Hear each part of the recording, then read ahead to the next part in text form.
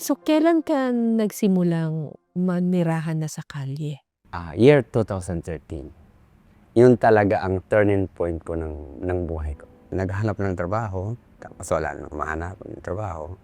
So, ang isang araw, naging 2 araw, naging 1 linggo, hanggang naging 1 buwan.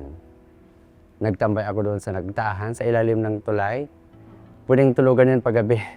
Hindi ko pa iniisip na street people na pa ako doon, street person na ako. Noong una hindi mo pa Hindi ko pa naisip? naisip. Siguro 1 buwan lang to, kaya mo yan. Ito talagang sapalaran.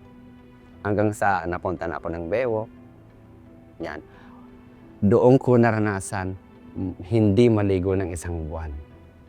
Literal. At that time. At that was July 2013.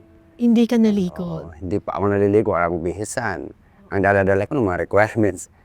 Transcript of record, diploma, birth certificate, ano man kailangan. Resume, ID. Oo. Dala-dala ko yan. So along the way, may mga nakakilala ako. May mga pidingan pala.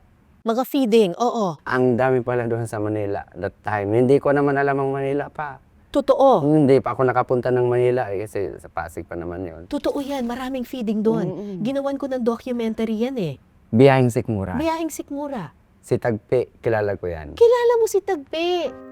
Sa lahat ng feeding session sa Maynila, may isang muka na di nawawala. Nakasunawasi akong bata pa ako. Humihingi na ako. That Si Jerry. 2013, yung Bibilay-Bilay, yun ang nagturo sa akin paano Si mabuhay Jerry. sa kalye. Yes. Yung yung Oo, si Tagpi. Yeah. Minsan tawag sa kanya si One Face. Mm. Baka nandun ka sa docu namin. Wala pa. Wala pa. During that time, siguro premonition na rin, mga siguro, yung mga, 2012 yata yan, 2011. Pinanonood ko na yan. Biyaheng Sikmura, nagpipiling ka doon sa Mumbai. Correct. Nagpipiling ka doon sa mga sa Quiapo, Sa natulog ka sa sa kalye. JR, oo. Sina JR, Oo. sina Ate Angelina. Oo. Yan, kilala ko yan. So, na-meet mo tong si Tagpi. Yan ang Tapos? nagturo sa akin, maging matalino ka. Siya ang nagtuturo sa may piling doon, may piling dyan. Nalaman ko hindi ka magugutom. Wala ka nga lang pera, wala ka nga lang bahay, pero hindi ka magugutom. Ang una kong nakitang pidingan talaga, mula Bewok, kasi ang mga street people doon, punta na tayo ng Mumbai. Hindi ko naman alam yun. So, sama lang din ako, sige. Punta kami doon sa UN. Nagpapakain na sila doon. May mga Koreano ring nagpapakain. Doon yan sa may... Luneta. Sa may grandstand. Oo, sa may Kalabaw. Pastor Song. Oo.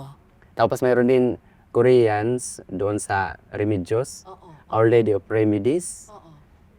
Catholic yun. Pwede nga St. din yan Paul doon. nagpapakain din. St. Paul, may lista-lista din doon.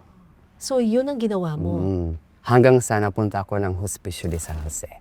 Pero, nung una kang nasa lansangan, hindi ka ba natakot? Natakot siyempre. Pero hindi na ako natakot Hindi, kailangan nung matibay. bago pa lang. Hindi naman. Pero natatakot din ako sa future ko. Pero hindi ako natatakot matay ako. Naniniwala ako na malalampasan ko yun.